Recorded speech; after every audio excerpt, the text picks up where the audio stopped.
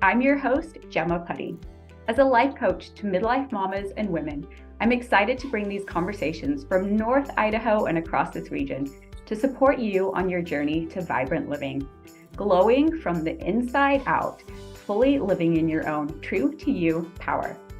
For this interview, I am talking with Jenny Wigglesworth, Enneagram expert and coach, and founder of EnneaSister. I'm thrilled to have her here today to learn more about the Enneagram as a source of understanding and living from your true self. So welcome, Jenny. Thank you so much for joining me. Thanks for having me on. I'm excited. My pleasure. So let's dive into, people have probably heard about the Enneagram, but what's your elevator description of the Enneagram personality test? So I like the Enneagram because like a lot of personality type tools that are out there, it differs in the way that it doesn't put you in a box and define you. It allows you to have room to grow into the best version of yourself. That's really what it is all about. Okay. And there are 9 personality types, and I know we're going to dive into that, but the best description, I think, is just, it is a great tool for finding what motivates you in life and giving you kind of a pathway to your best self. Awesome. Yes, we will dive more into that for sure. I want to know more about your story and all of it. But for right now, you chose that and then dove into creating a business and life coaching and creating this beautiful Thrive event that we have coming up very much around the Enneagram. Will you share a little bit more about why you really sunk into that and obviously extended off what you just said? Yeah, for sure. So I love what the Enneagram helps you do because, as you know, we're all dealing with our own psyches, and sometimes we get bogged down just by day-to-day living, and we don't have room to focus on growth because we really don't know where to go and how to get there. And the Enneagram is a tool that allows us to see things more clearly. The more you dive into it, the easier it becomes.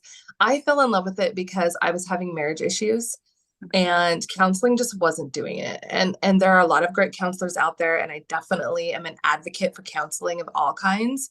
But for us, for some reason, it just wasn't doing it. And I think part of it was, yes, while we were in it, it was great. When we were in session, it was great. But outside of it, there just wasn't the tools that we needed to day, like be the best version of ourselves for each other. And having the knowledge of something that's deeply rooted, dating back to Mayan century, is something that is just in nature. Like, it has evolved with us as human beings. And so it is within nature. And so it works organically if you access the tools that are there.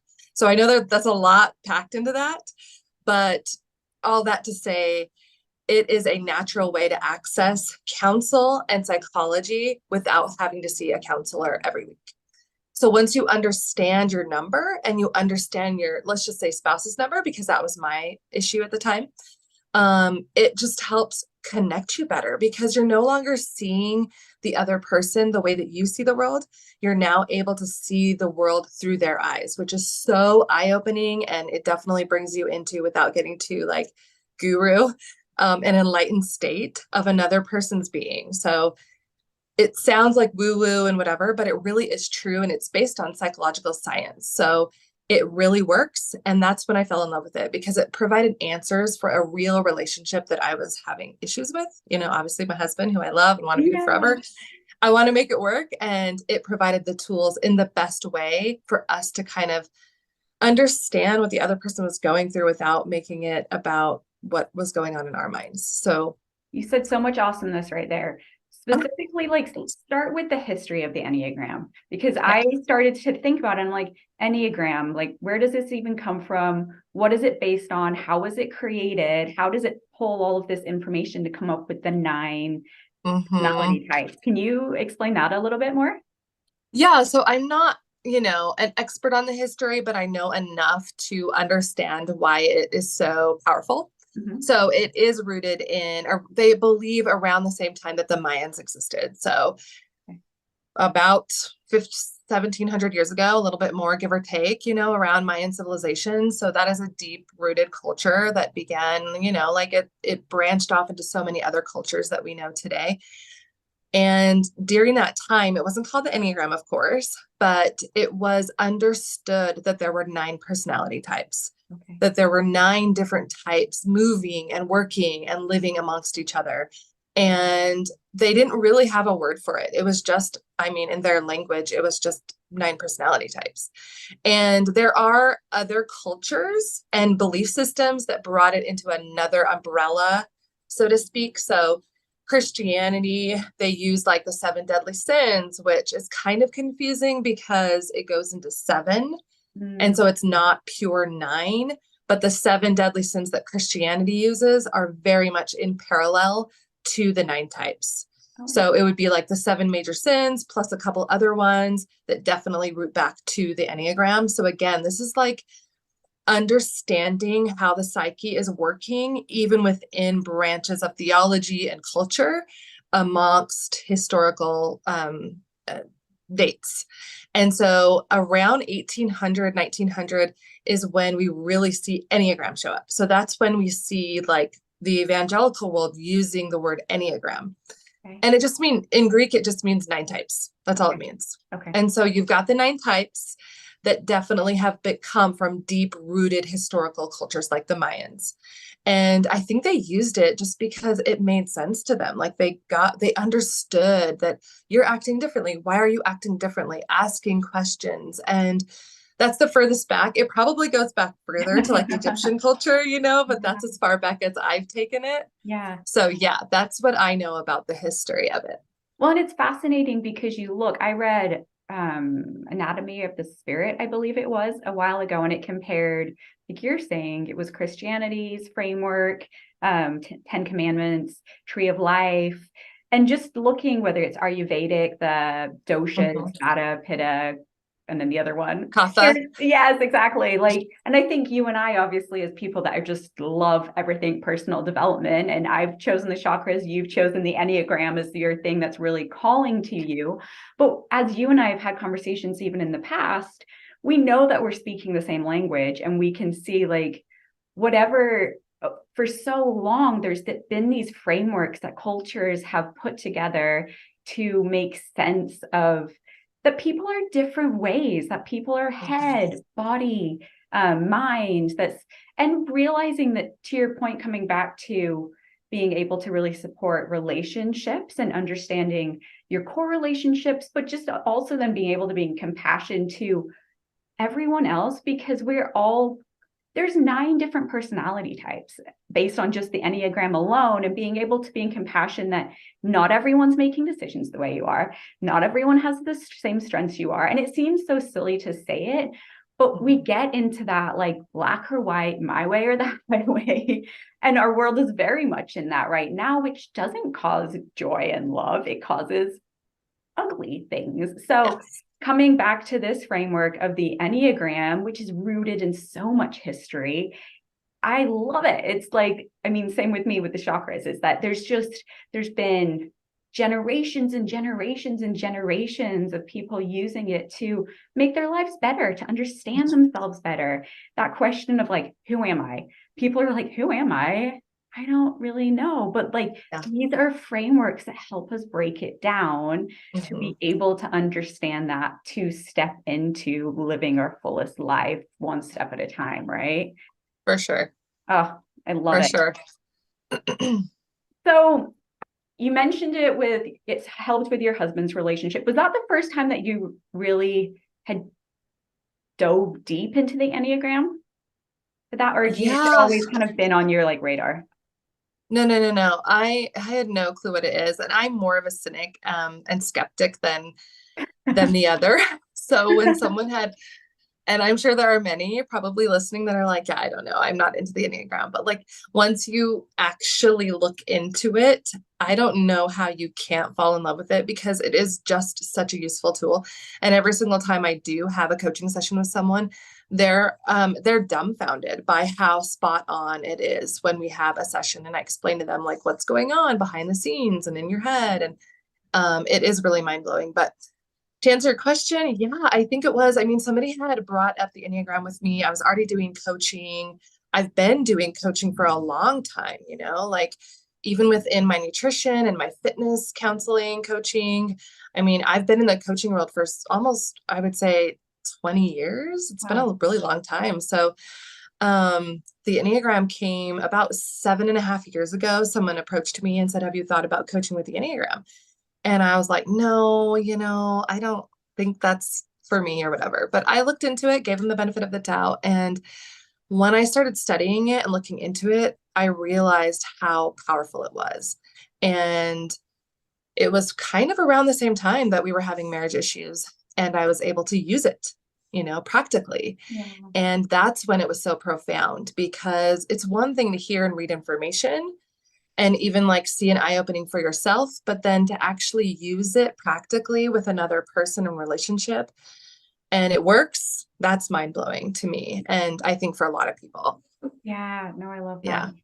Well, I think we need to dive in to let people really see what the 9 types are. Yes. And then break down the different aspects. I don't know, you've talked about this so many times. So whether you want to choose one and dive into it, or you want to give a high level of all of them, I'm going to let you take the lead on this because I know it's a lot of information. Totally. I have a diagram just for people that don't know. So here is the Enneagram.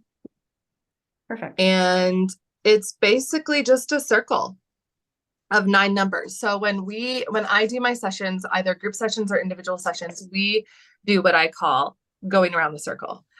And so the reason why we do going around the circle, as opposed to specifically targeting one number alone, is for the reason I just mentioned about relationships. So you're going to be a number on the circle, and then someone else that you know or love, or hopefully both, will be another number on the circle. And so I focus on helping you target your number, and then secondly, targeting those in your inner circle. So as we go around the inner circle, like for myself, I would be thinking about, oh, that sounds like my husband.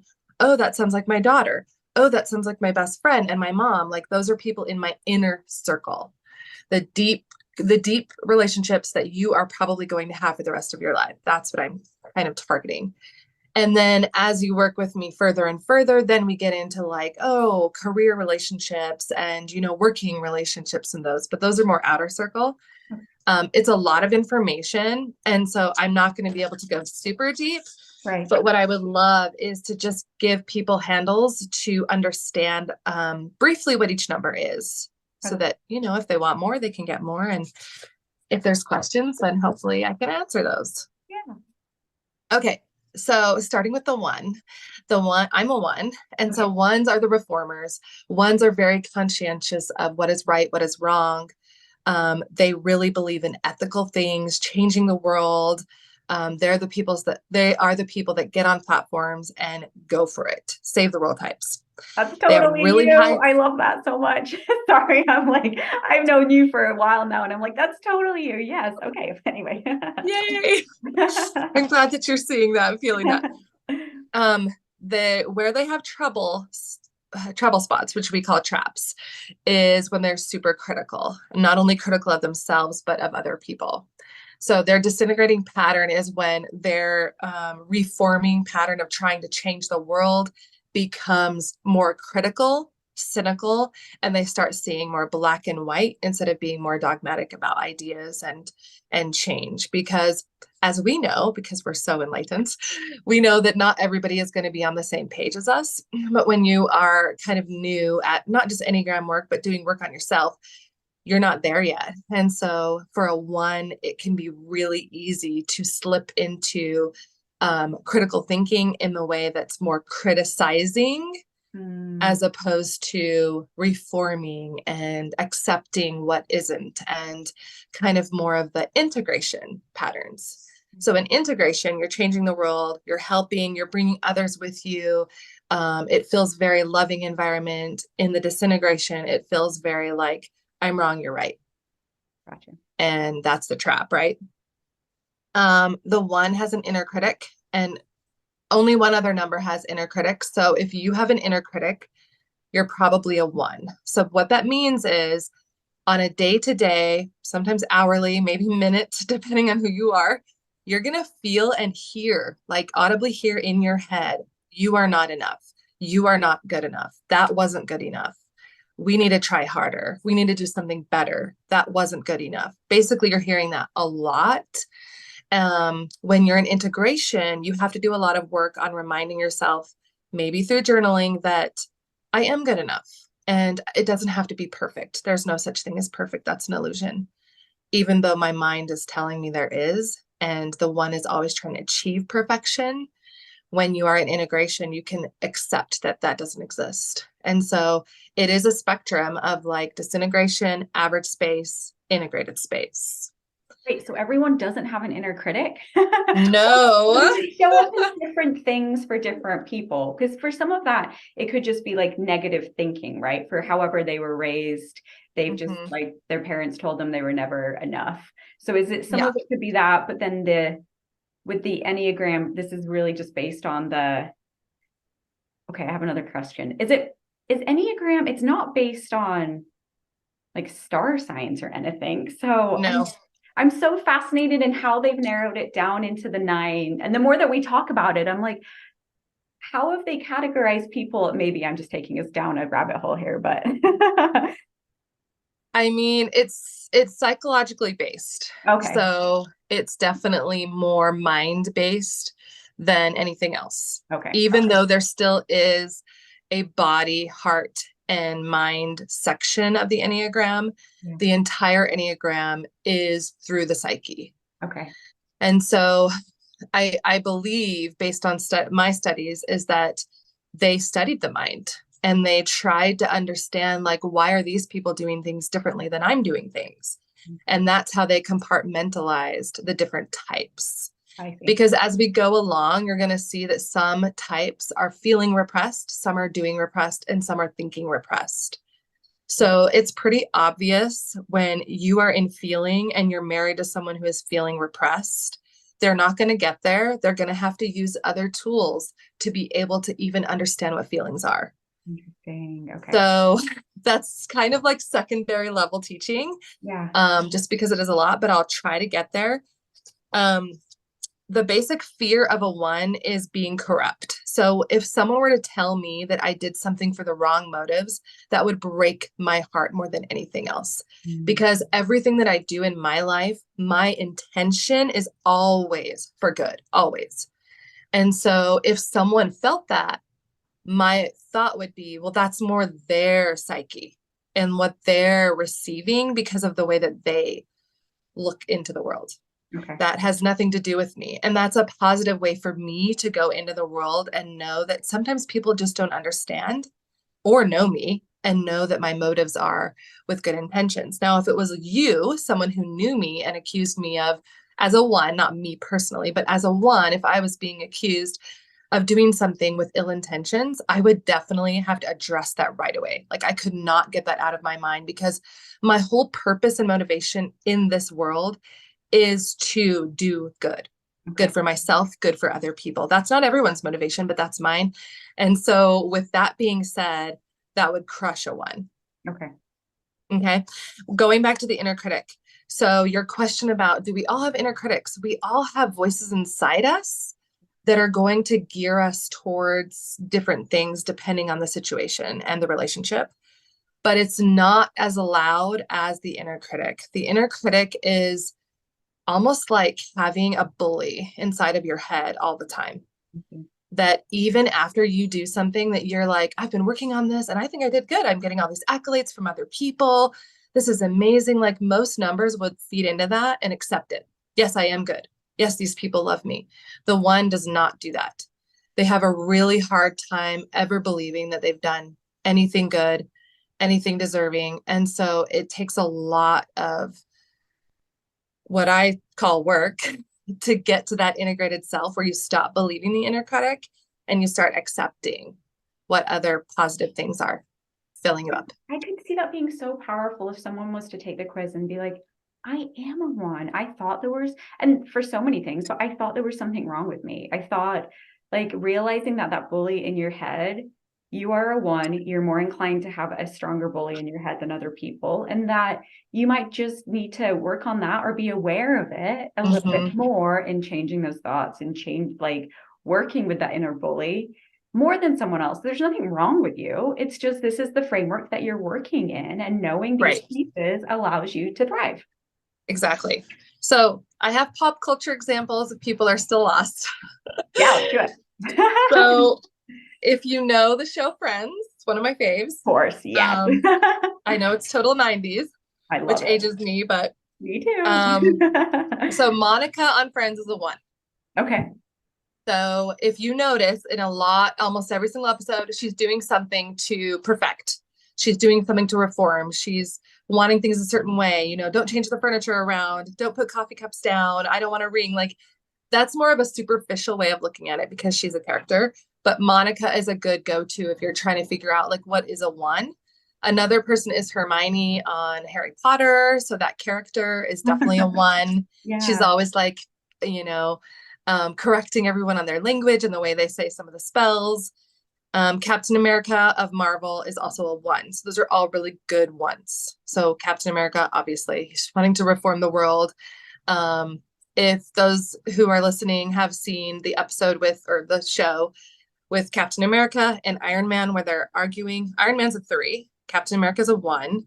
And Iron Man's like, get over yourself. We're trying to save the world. Like, stop trying to just be good all the time. Like, we have to get this done. And Captain America's like, what do you mean? Like, how can I not be good all the time? It's like, it's such a perfect dichotomy of 3 and 1. But Love that. You and me. yeah. Yes, it's us saving the world together in our own way. So is there, obviously, as you're younger and you don't understand these things, you can be like the extreme scenarios, and it might feel very like in tune with you, like Monica, Hermione. But then working with a coach or someone to understand that and see how you can, I want to say soften. I don't know that that's the right word.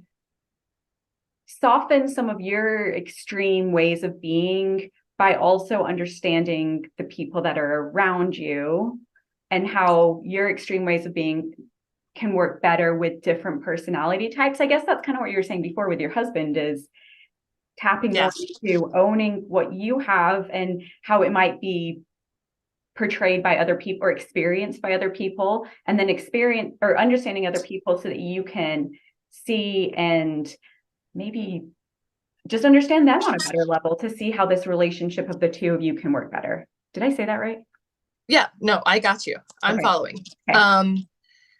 Yes. So we try not to type people before they're at least teenage age, so as parents, you can kind of try, but I wouldn't verbally type them until they're old enough to understand psychology, understand because there can be some psychologically damaging things with typing somebody before they're ready. And then they'll have attachments to that number. And it's really hard to pry someone away from that identity once they've decided that's part of who they are. Not that it's can't be undone and not that it's the end of the world, but it's just better if you as a parent, if we're talking about children, don't type them verbally until they're old enough. Like we say teenage age, and every person is different. Sometimes you have to wait until they're like mature adults. So it just kind of depends. However, if we're talking about psychology, which we are, their number is developed and done in the first 5 years of their life.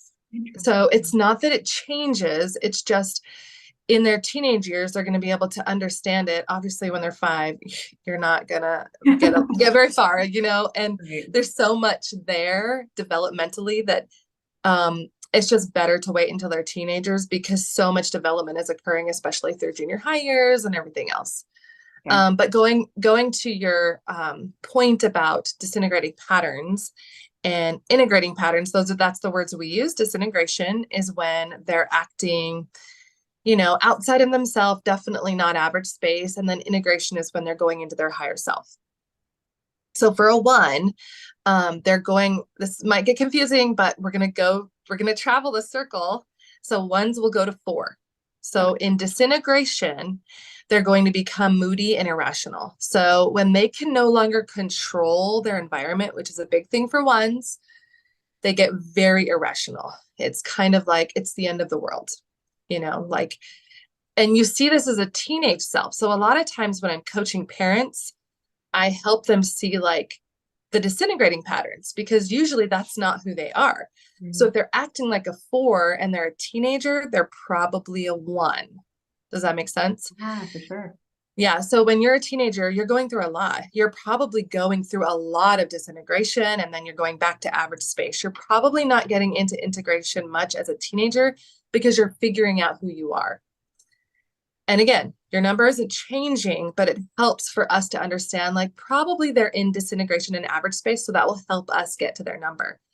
So if they're super like, woe is me, it's the end of the world, and like one thing happens and then the next thing happened, and it's like, oh, the world is over, everything is catastrophic, that is definitely a 4. So that is a 1 disintegrating into a 4. Very moody, very irrational, and about things that normally they wouldn't be irrational about, you know. I mean, irrational is irrational, but silly, silly things. And it's not just one thing, it's one stacked upon another. So that's a 1 in disintegration. They go to 4. Now in integration, they go to 7. Okay. So what that means is the 1 is no longer trying to control their experiences, but they are letting go more.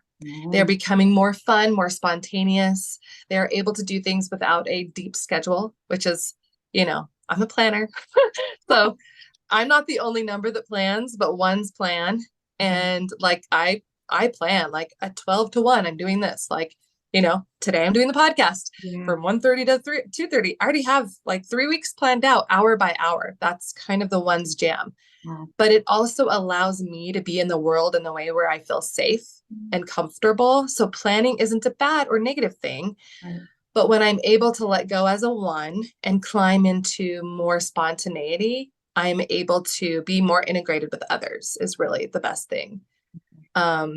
I think that's where integration comes in, is in relation with others, because I'm okay being a 1 and being a control freak and striving for perfection, but it doesn't bode well when I'm working with others. Yeah. Well, and it's interesting because when you take the quiz, you have like the 9, it shows you where you rate on each of the 9 personalities. And this has been my thing always, whatever personality test quiz I've taken, they're like, you're kind of a little bit of all of these.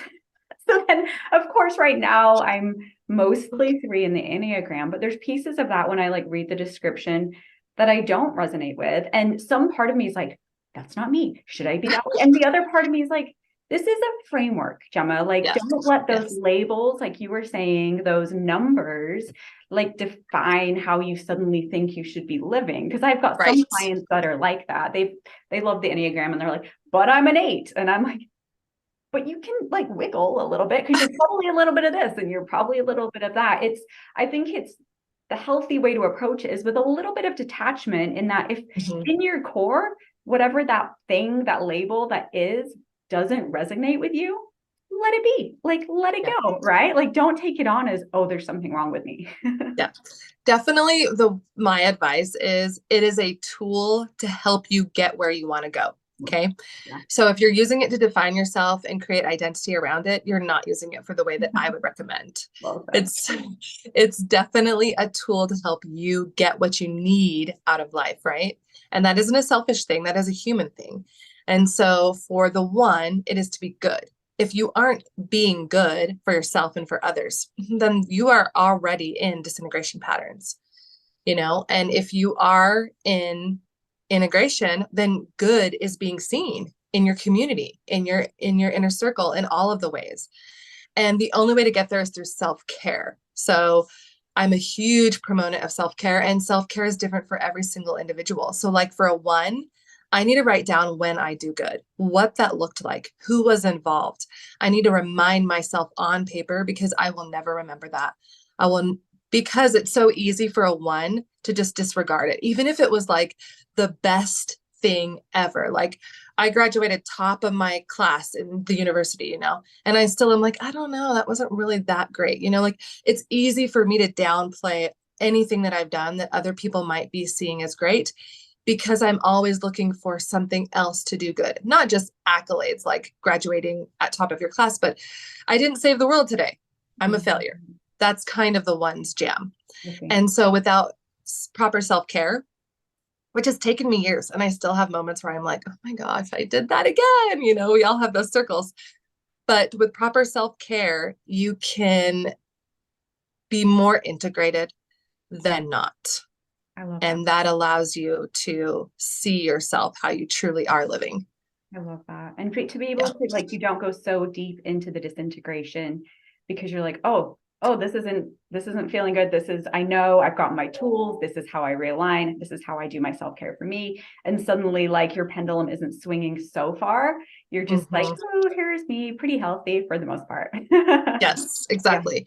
And the Enneagram it has so much more depth than just the 9 numbers, but we don't have enough time to get into that. Yes. But like you mentioned, without knowing it maybe, but you can travel the Enneagram the more integrated you are. So if you're spending a lot of time in meditation, journaling, doing the self-care practices that we recommend, you can get there. You can get to this very high version of yourself where you're seeing yourself for who you really are. You're seeing opportunity where you know you can meet. You're seeing relationally like, oh, I see that person is disintegrating. This is how I can help because these are the tools that I have. And so that's a very high version of self. At the lowest initial level, it's just understanding who you are, understanding what motivates you. That's just the one. Moving on to two. No, I think I'm telling you. like we can keep the other ones a little bit more high level, but I think like asking the questions about like how are they applying and how are they linking, it's just so fascinating because people, I mean, they can Google like what the actual 9 are. However, I just love going through it and having it on this recording. So wherever people are driving to or working, like they've got it all right here. So Yeah. with that, Yeah. I will close my mouth. No, I love it too. Like I could talk about this for hours, days, and we still wouldn't cover half of it. So it's good. So they're known as the helpers. They're super empathetic. They're sincere.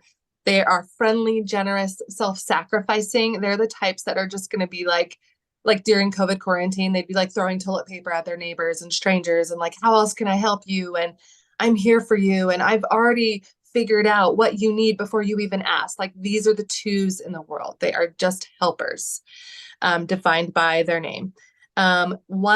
One hang up though, and their trap is not acknowledging their own needs. So a 2 should know themselves by the fact that they never do something for themselves. And as moms, we can hear that and feel that, but that doesn't mean you're a 2. This is in every single scenario in your life. And definitely look back to high school because again, that's going to be the time when we're starting to type people. Were you, always focused on other people's needs? Do you remember yourself helping, and always putting yourself last and not really acknowledging what you need verbally so that other people could meet your needs sometimes? My daughter's a 2, and it's very helpful for me to know that because I would never know what she needs. I would never hear it from her unless she's in disintegration. Yeah. And so knowing that she's a 2 allows me to ask more questions, like get deeper with her because she's never going to verbally open up like that. Because she's a teenager, she's not going into integration very much. So I have to help her along. And all of our 2s in our life need that. So 2s, their basic fear is not being loved. Now none of us want to be in that space, but 2s really don't want to be in that space of not being loved. So they strive to be loved. And this is part of their trap. In their striving of being loved, they become people pleasers. And so they want a quid pro quo relationship of, I did that for you, but now what are you going to do for me? How are you going to love me? Because I loved you. And oftentimes that does not happen because we don't know they're a 2, or some people just aren't integrated, Yeah. And so with that comes resentment. And sometimes if you're super disintegration, you could get into hate territory. So that's really scary. And 2s can be really codependent. So on people that do show them love, all of a sudden there's this codependency where now I can't survive without this person because they have shown me love and I need them to survive, which is not true. And so there's a lot going on with the 2 in just their helpfulness. They get in their own way. And oftentimes they are helping people that don't need help. So the 2 things I tell 2s is 1, ask yourself, is this mine to do? Mhm. because it's probably 90% of the time not yours to do.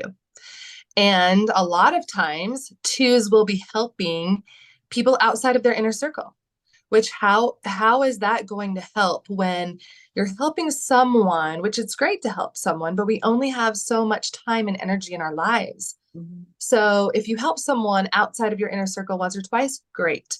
But if there's a focus on continually helping every single person that's directly in front of you, there's a problem because you no longer have time or energy for the people that are in your inner circle. Mhm. So one, is this mine to do? And two, is this my best yes? So my best yes can't be to every single person in the world.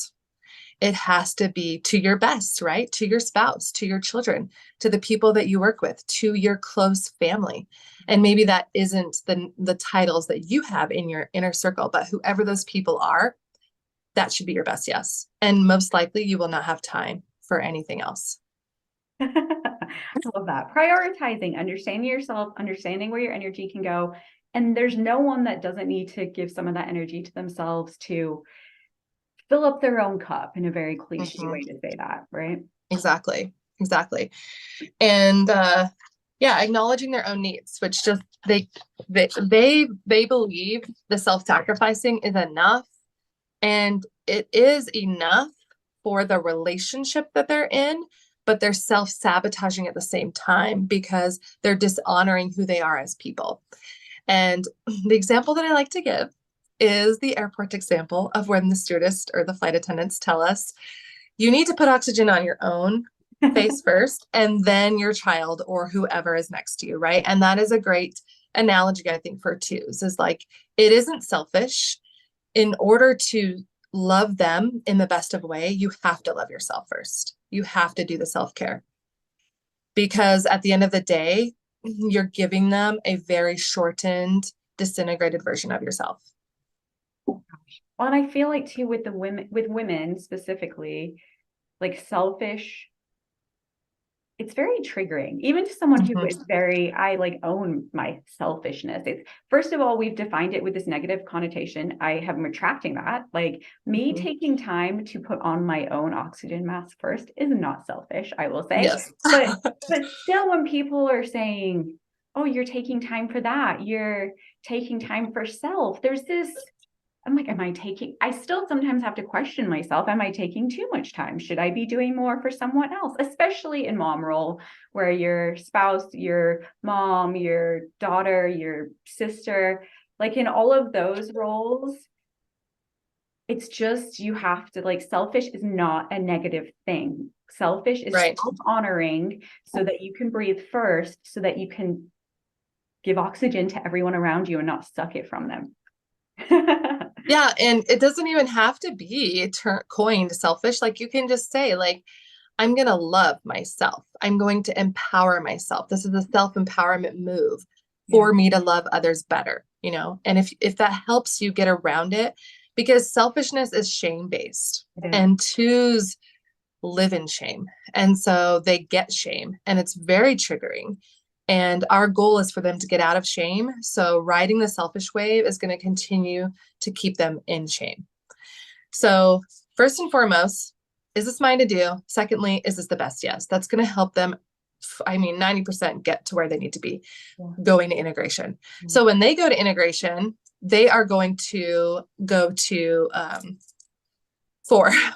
So Are these different connected than on the one. wheel? So when you say they're going, are they like, you showed that circle to start with? Yep. Is it connected on those lines that were on that circle? So when they're traveling, the arrow is pointing towards disintegration. So anytime you Perfect. see the Okay. Enneagram, the arrow pointing is towards disintegration. Going against the arrow is integration. Okay. That makes sense. So a two is going to four in integration. So when they are there, they are less prideful. They're basically going to be more emotionally aware, like healthy fours. So fours are very in tune with their emotions. So twos are now becoming in tune. It's no longer scattered towards everyone. It's now like, okay, I'm going to be in tune. These are the people that need me.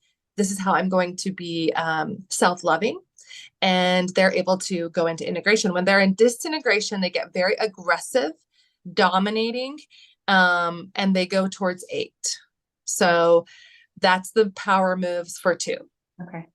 And pop culture, I don't know if these are the best examples. I tried to like diversify it a little bit, but in Hunger Games, Peeta, who is like the helper, you know, with Katniss, he's like always there. He's always he's sacrificing her for her all the time, never thinking about his own needs, even to the very end. So that is a perfect example of a 2, is just, it's never about me. It's always about you, even to death. We don't need to go there. No, definitely not. And there's other things too. I don't know if we'll have time for it, but maybe we should touch on it now just because we're only on the 2nd number. But 2s, 3s, and 4s are in feeling. Okay. So they are feeling dominant. Okay. They're in the feeling movement of the Enneagram. 8s, 9s, and 1s are in doing. So their body, they're instinctual. Okay.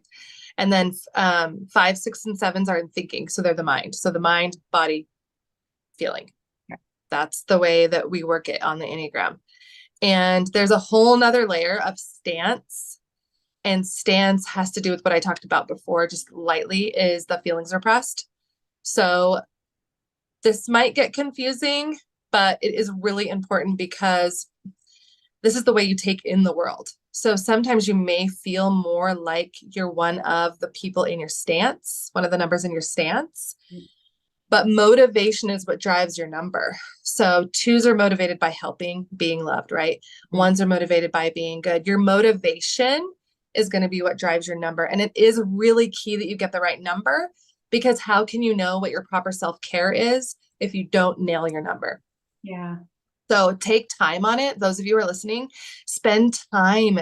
If you take a test and you're like almost 30% here, 30% here, 30% here, it's probably stance, because there's 3 numbers in each stance. So then you need to dive deeper and find out what motivates each number. Listen to my podcast. I go through all of the numbers on parenting, on relationship, on all of it. And you'll hear your number and what they do in certain situations. And that might help funnel you to the correct number. Okay. So I'll go over stance really quick, especially if you're taking notes. 1s, 2s, and 6s are in the compliance stance. Okay. That means that in conversation, in relationships, they are going to go with you. They are going to be present-minded. They're actually here in conversation. So like for myself, when I'm in a conversation or when I'm with someone, I'm with them. That's why I have to have a planner, because I block out time to be completely 100% present so that I don't have to worry about anything while I'm there. And it doesn't matter what it is, gardening, weeding, scrubbing the toilets. I have carved out that time so I don't have to think about the podcast or anything else, because every single thing in my life has been carved out so that I can be present. Yeah. So 1s, 2s, and 6s are present-minded people. Okay. 3s, 7s, and 8s. They are assertive. They're assertive people. They go at you. So that's not a negative thing, but it just means they're power players in conversation and relationship. So they are going to be the ones that kind of bring up things in conversation. They're going to go against if they disagree. They have no problem with that. Now, again, it's going to depend on the relationship, but we're talking generally speaking, 3s, 8s, and 7s are assertive players in the world. So in a relationship with a compliant, the assertive person is going to be leading the conversation. The compliant is going to be nodding their head and be like, yeah, I agree. Oh, yep, that's right. Yep, I do want to go to Subway today or whatever. Maybe even if they don't, if there are 2. So you have 3, but then saying like, no, I can be a 2-way. Like I can read and be like, you know what? I make a lot of decisions. Please decide, because I don't want to be the dominant force here. What would you say? Is it me softening what can be my intensity? Like, sure, I can make all the decisions, sure. But I know who wants to be in a relationship like that? Not me, So is that me softening, or is that me being aware of the people that I'm with and that I need to back off a little bit to let them breathe? Knowing you, it's probably the second, the latter, of knowing the people that you're in relationship with. Yeah. But we'll circle back to that when we get to 3. Okay. The third one is your 4s, your 5s, and your 9s. They're withdrawn. So in conversation, since that's what we're talking about for reference, withdrawn people almost like sneak away in their mind and are totally absent of conversation. So you may be in a social group, especially in a group, obviously not one-on-one, we're talking more in a group setting. They will be the silent people. They will be the ones that might say one or two things, but pretty much are absent of any real verbal thought. Now they're thinking and they have a lot to say, but they're not going to say it most likely, especially if there's an assertive player in the conversation. So now going back, right? Oh, and the other thing too is, like I said, 1s, 2s, and 6s are present, very present. 3s, 8s, and 7s are future. So even if you're in conversation, they're already like, oh my gosh, later on I have to make this meal and I'm thinking about the recipe. Oh, and tomorrow. So 3s, 7s, and 8s are all about like they're doing like 7 things while they're having a conversation. And they're surprisingly, those 3 types are the only ones that do that. Okay. So if you do that, you're an assertive type. You have to be an assertive type if you're future planning while you're in the present. Withdrawn types, 4, 5s, and 9s, they are past. So they're tethered to the past. That doesn't mean that they're thinking about the past or they're talking about the past per se, but they're in the past. Like they're not even aware that this conversation is going. They're like still like back up the train. Like I'm still in yesterday. Like I'm still processing yesterday. And so 4, 5s, and 9s, they need a lot of time to process. They have the least amount of energy. They need to be able to take in everything, especially if it's a high energetic relationship. It's going to take them hours, days, sometimes months before they're like, okay, I finally processed that. Now I can get back to that person. So knowing that about all of these numbers is really key, because this is the way they take in the world. Your stance is the way you take in the world. Mm-hmm. Now, thought, feeling, and body, which I just referenced. So 2s, 3s, and 4s are in feelings. That's the way they react to the world. Okay. So if you are an assertive 3 who is in feeling, you are taking in the world through your stance, and then you're reacting out through the world with feeling. Okay. Okay. So let's talk about 3s since you're a 3. 3s are very self-assured. They are assertive, attractive, charming, super ambitious, the most ambitious because they are known as the achievers. Okay. So they're going to achieve, even if it's just in potty training as a mom, if it's in business as whoever, if it's in a spousal relationship, you want to achieve. And it's not going to look like this is what somebody else thinks is achieving. It's in your own mind. It is not the world's idea of achieving, which I think some people get misconstrued. It's your version of achieving. Whatever that looks like in your mind, you need to nail it. And if you don't nail it in your mind, you've failed. So you're highly driven in that way.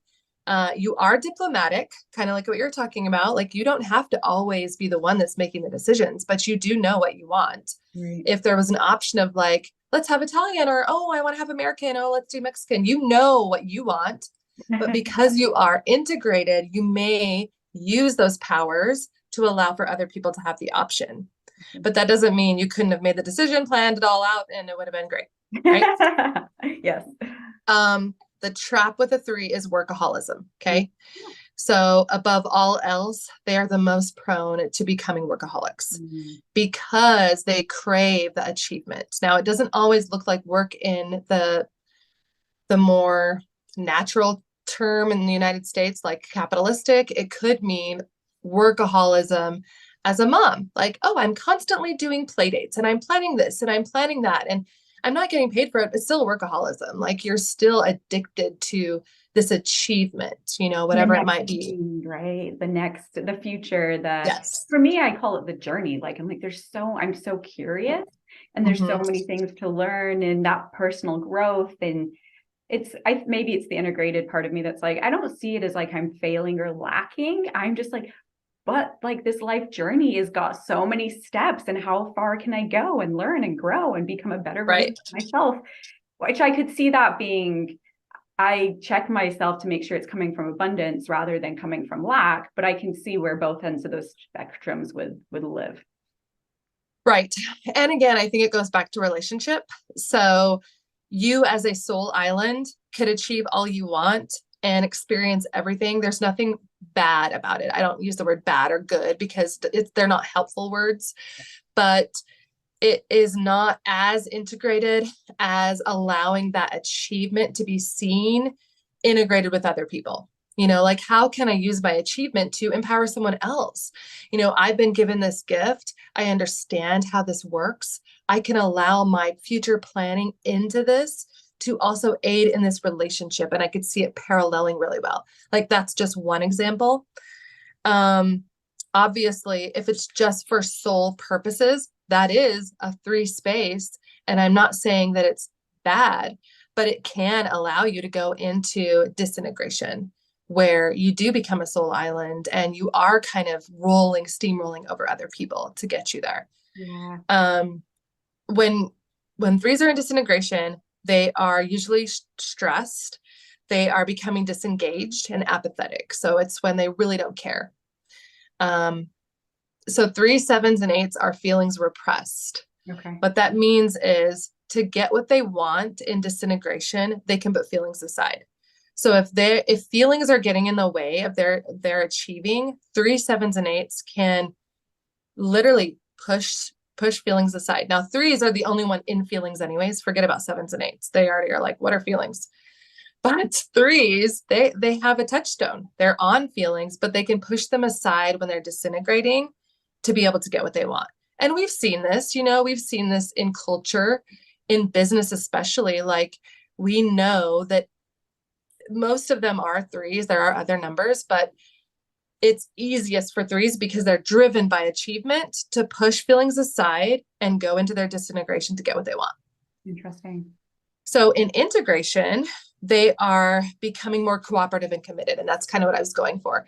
I see you all the time integrating with other people. Like, you're allowing your wheelhouse of power, which is achievement, to be integrated with other people. You are helping other people get there. I mean, that's why you have a podcast. Like, you are using your power of achievement to help other people be more integrated as a person, but also within the community, which is huge. So that's an integrative move. Awesome. And that means you're going to 6. Okay. So you're going into a present state to be integrative. When you're in disintegration, you're going to 9. And that is a withdrawn stance. Withdrawn meaning you don't care about the people that are involved. You're withdrawing from feelings so that you can get what you want. And we all have that. Yeah. If you're a 3 listening to this, though, you're going to feel like I was harder on the 3s. 3s always feel that I'm harder on them because they don't want to fail in anything or feel like there's anything wrong with them. And sometimes when people do take the test and they get a 3, they want to be another number. Like, they try to figure out, how can I be a different number? Because if you're a 3, I don't feel that way, but if you're a 3, it's because you're probably a 3 and you're feeling the realness of all of those things. Right. It's probably just it's like a mirror, right? You start to see the things and you're like, oh, you don't like it because some part of you is like, we need to work on that. We need to get back into integration. This is why it's like triggering you to be yes. fascinated. And I love all of this. It gives the platform for having these conversations, right? Okay, that isn't resonating for you. Well, what is? And you can go down that path of being like, does that really resonate for you? Or are you avoiding what is actually truth and how your body wants to live integrated in the world? I love it. Exactly. Yeah. And I'm the same way. I mean, when I found out I was a 1, I'm like, I'm not a 1. And I remember this is the way you can kind of hack it. You can journal about things that are, bothering you, struggling with, things that in your past have really bothered you. And I bet you 9 times out of 10, it's going to be things that would be under that umbrella of that number. So when I journaled, it was all about perfectionist behavior. It was all about things that I just didn't nail. I just didn't get the way that I wanted. And I mean, I was literally, and I didn't believe in journaling like 8 years ago. I'm like, oh, I don't think journaling works. I'm such an avid believer of it now. And all 9 types need journaling. So do it. If you're listening to this, do it. The journaling gurus say to do 3 pages.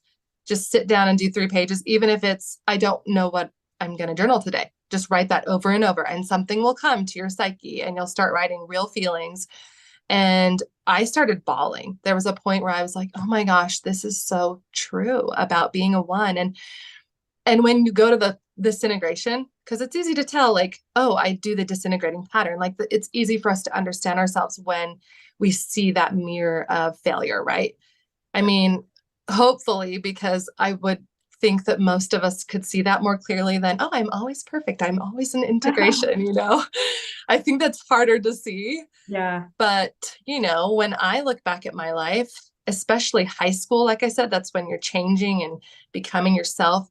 Those are going to be where you see those disintegrating patterns. So if you remember yourself in like the high school, those developmental years, you'll see, at least for myself, I was super dramatic. I was definitely in my 4. I was definitely wanting to perfect not only myself, but other people. And I was extremely judgmental and black and white thinking.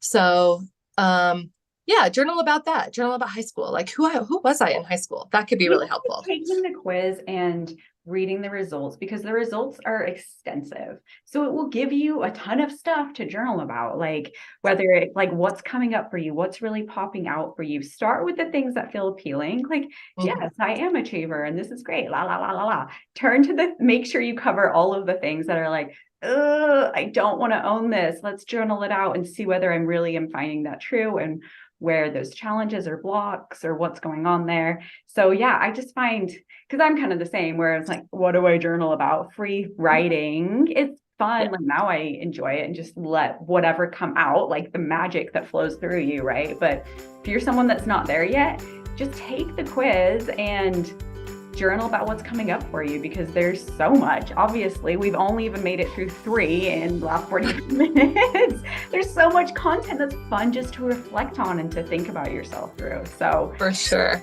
Should we continue to the other 6? Do you want to just touch on them high level? Because I still want to talk about the Thrive event. I still want to talk more about what you do as a coach and how you support people in like holding this space for them. So super high level, super short. Okay. So going back to the 3, they want to be affirmed. They want to be admired. Okay. And their basic fear is that they have no did I do the fear on the 3?